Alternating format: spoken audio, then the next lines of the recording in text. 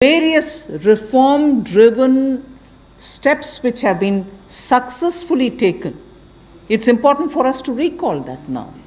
Even as we talk about building a new India, building an India which is going to be Atmanirbhar.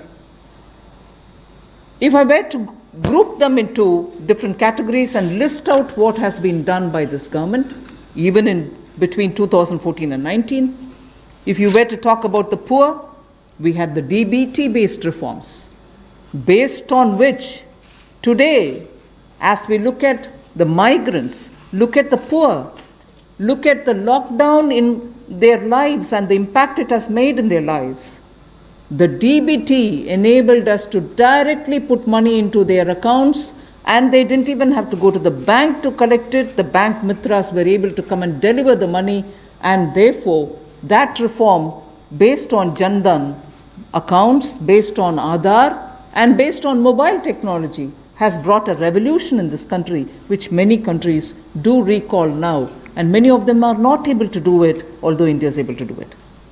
So for the poor, the DBT, the micro insurance schemes, PM Awas Yojana, Ujjwala Yojana, again something which has made it possible for people to have free cooking gas in the last 3 months. It wouldn't have been possible to reach out to the poor to have their cooking gas given unless the Ujjwala scheme was so successfully implemented. Swachh Bharat Abhiyan and Ayushman Bharat. And therefore for the poor, during the last tenure, the several schemes which benefited were all reform driven. If I were to talk about agriculture in the same spirit, PM Fasal Bima Yojana, PM Kisan Yojana, which again has come off handy, that we were able to front load the money to the Kisan during this lockdown. Otherwise it wouldn't have been possible. Creating new fisheries department, Krishi Sinchai Yojana, were all aimed at bringing reform in agriculture. Similarly, talking of business and also trying to bring in better business environment. PSB cleanups happen, public sector banks cleanup, after a heavy load of phone banking resulting in NPAs. Public sector banks recapitalization, FDI liberalization, ease of doing business reforms, which were taken down to the third level of administration governance, IBC reforms, GST reforms, and today because of the GST reforms, you're able to see what impact lockdown is having on small and medium businesses. And finally, reforms in other areas, very quickly to recall. National Highway Authority, the TOT plans, the airport privatizations, power sector reforms, which resulted in India becoming a power surplus country from shortages always. 175 gigawatts of solar targets out of 86 gigawatt has already been achieved out of that number. And cleaning up of the coal mine sector. These are all things which I would want to recall here before we talk about what we are offering in the Atmanirbhar Bharat. This is the foundation. This is the credential with which the Prime Minister has always been on the side of reform, reform for better living in this country, ease of living in this country.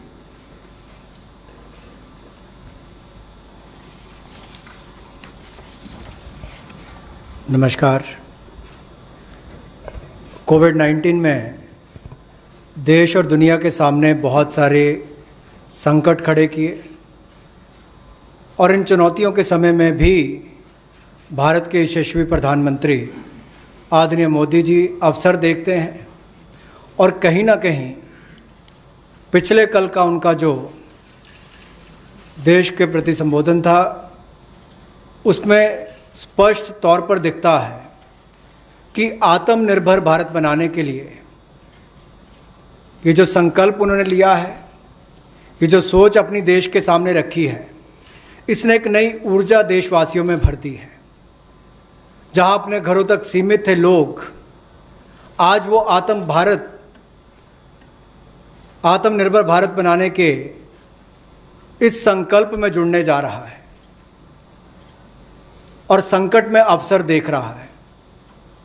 और शायद यही कारण है कि दुनिया के मुकाबले अगर भारत का देखा जाए तो इस लड़ाई में बहुत अच्छे कदम रहे। यहाँ तक कि दुनिया भर के देशों में दवाइयाँ तक पहुँचाने का भी संकट के समय में अगर किसी ने काम किया तो भारत की दवाइयों की कंपनियों ने किया, जिसमें भारत को बहुत प्रशंसा भी मिली है। यही नहीं, सबसे पहले कोविड-19 को चलते मोदी सरकार ने जो पहला कदम उठाया वो प्रधानमंत्री गरीब कल्याण योजना के रूप में लेकर आए कि देश के गरीब को भूखा ना रहना पड़े, उसको कोई दुख तकलीफ ना हो। और 1,70,000 करोड़ का ये पैकेज माननीय वित्त मंत्री जी ने आप सबके सामने रखा था। और यही नहीं, कंप्लायंस की कोई दिक्कत ना हो कि आपको कानूनी तौर पर वैधानिक रूप से कोई जो नियमों का पालन कर रहा है उसमें आप रह ना जाएं, तो उसकी भी छूट 3 महीने का मॉरेटोरियम पीरियड आपको दिया गया। फिर आरबीआई के माध्यम से भी घोषणाएं हुई जिसमें लिक्विडिटी का फ़ायदा आप सबको मिला, देश के करोड़ों लोगों को। तो मेरा मानना ये है कि रिफॉर्म्स की जब माननीय प्रधानमंत्री जी बात करते हैं कि आत्मनिर्भर भारत हमने बनाना है, तो उसके 5 स्तंभ की उन्होंने बात की है, 5 पिलर्स की बात की है, जिसके विस्तार में उल्लेख माननीय वित्त मंत्री जी ने किया है। मैं एक बात इसमें और कहना चाहता हूं कि ये जो हम इकोनॉमी की बात करते हैं, अर्थव्यवस्था की बात करते हैं, पहला स्तंभ आधारभूत ढांचा हमारा ऐसा हो जो आधुनिक हो। और यही नहीं, हमारे सिस्टम जो है वो 21वीं शताब्दी में हमें विश्वगुरु बना सकें, उस लायक हम बनाएं। वाइब्रेंट डेमोग्राफी की हम बात करते हैं, युवा शक्ति को हम राष्ट्र शक्ति और राष्ट्र निर्माण के रूप में लगाएं और उनका लाभ उठाएं। और डिमांड को कैसे बढ़ाना है और डिमांड सप्लाई चेन का समन्वय कैसे बना रहे और अर्थव्यवस्था आगे और कैसे बढ़े, इसके इस्तेमाल को करने की भी ज़रूरत है। बोल्ड रिफॉर्म्स का पूरा लेखा जोखा माननीय वित्त मंत्री जी ने पिछले 6 वर्षों का दिया है। मैं यही कहूँगा, बड़े निर्णय करने के लिए मोदी जी जाने जाते हैं। चाहे वो गुजरात में आए भूकंप के समय वापस कच्छ को खड़े करने की बात हो, या आज के संकट के समय भारत में पीपीई और मास्क के निर्माण की बात हो। और कहीं ना कहीं यही सोच भारत को आत्मनिर्भर भारत बनाने जा रही है। और इस आत्मनिर्भर भारत जो मूवमेंट है, इसमें हम आप सबको जोड़ने आए हैं। 20 लाख करोड़ का ऐतिहासिक पैकेज माननीय मोदी जी ने पिछले कल घोषणा की है और प्रधानमंत्री जी ने हमें निर्देश दिया है कि प्रतिदिन अलग अलग सेक्टर्स को लेकर आप सबके बीच में आकर इसके विस्तार में हम लोग जानकारी दें। तो माननीय वित्त मंत्री जी आपको अगली जानकारी देंगे कि आज किस सेक्टर को लेकर हम आप सबके बीच में आए हैं। लेकिन बोल्ड रिफॉर्म्स 6 वर्ष भी होती रही, अब भी होगी, जब तक भारत आत्मनिर्भर नहीं हो जाता, उस दिशा में लगातार काम चलता रहेगा।